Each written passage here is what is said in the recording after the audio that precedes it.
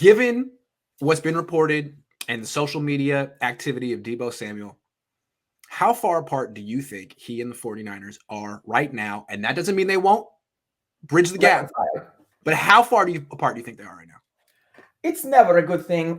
Looking back to the Kyler Murray situation, he just kind of like laughed and was like, "Oh, psych, I didn't mean anything by it." No, he did. He absolutely did.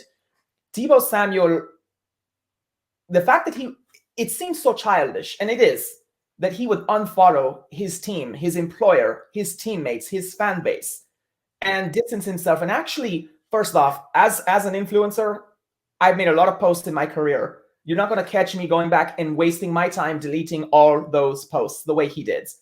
And so he put effort into creating at least the illusion of a rift with his employer. And we're going to talk all about his social media activity in the next topic because we want to analyze that. But it's definitely indicative of a divide. No, there's definitely a contention of some kind. How serious it is, I don't know. Maybe Deebo Samuel feels like this is a message I'm sending out to the 49ers. Maybe this is me flexing. Maybe this is going to get me the contract I want. Stephon Diggs got signed, 2 hours to a massive extension? 2 hours before he did all that, as I understand it. And maybe it was kind of him throwing his hands up like a child and saying, essentially, well, damn, why does this guy who's not even half as good as me in his mind, thinks that? Why does he get all this money and I'm over here on my rookie contract?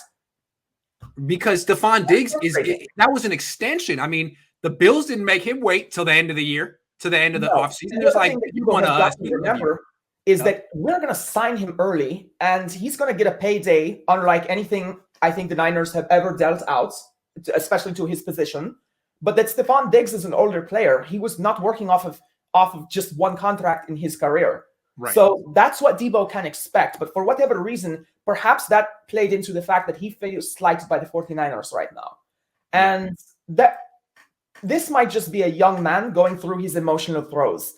I don't think it means he's done with the team. That would be really stupid. This offensive style, this team, this fan base is really good for him. Yes. But Deebo is Deebo first. And I took a look through his social media. Deebo wears LA hats and Giants hats. He is really proud of the Gamecocks, as he should be. His college team. He's a guy who's a lot more about the Deebo brand than the 49ers. Yes. And I don't mind that, but George has Kittle merch on his I think he has merch on his Instagram for Wideback. Right, and that's cool. I love that because you can say that he developed that in San Francisco. But the fact that he's wearing Dodgers hats for this Giants and Niners fan base, that is, to me, it's very indicative of the fact he marches to the beat of a different drum, and it's not San Francisco. Right. This guy is not a San Francisco 49ers. He plays for them. Yes. That's true. Unlike guys like George Kittle, and I think even guys like Trent Williams, who are so quiet about it, these guys I feel are Niners first. And there are some players on our team that are more about their own brand first. He's definitely one of them. Okay. And as long as he feels like he can work his brand with us, he'll stay. But he knows to make money, he just needs to sign Nike labels. He doesn't need to win Super Bowls. I think it's a guy that might be happy to get traded out if we are not careful. I think that's pretty clear. So hold on. We're going to talk about that in a minute. What I want to come back to is how far apart are the Niners and Samuel? I'm going to guess here. It's been reported by, I think the guy's name is Clarence Hill, big-time reporter from Dallas, covers the Cowboys, that Deebo wants to be the highest paid non-quarterback in the NFL. So he's asking for upwards of $30 million a year. The Niners are the kind of team that probably set out a budget and isn't going to budge too much from that until August, until the very end. So whatever they earmarked for Deebo Samuel was before this wide receiver market exploded, before Devontae Adams got paid, before Tyreek Hill got paid, before Stephon Diggs got paid. So I'm thinking it's possible the Niners thought, maybe $21 million a year would get it done for Deebo Samuel.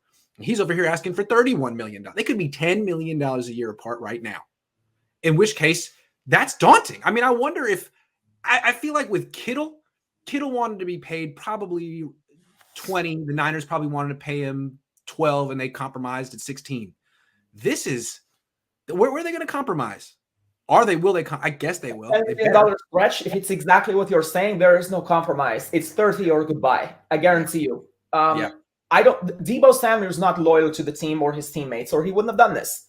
And if he is, then it's a childish maneuver, and it's just something that you should never do to your team. But again, he may feel like this strong arms the 49ers. It might turn the fan base against the team, he feels. It might buy him what he feels is a bigger voice. Why deleting your social media like a kid is going to empower you, I don't know, but he thinks it will.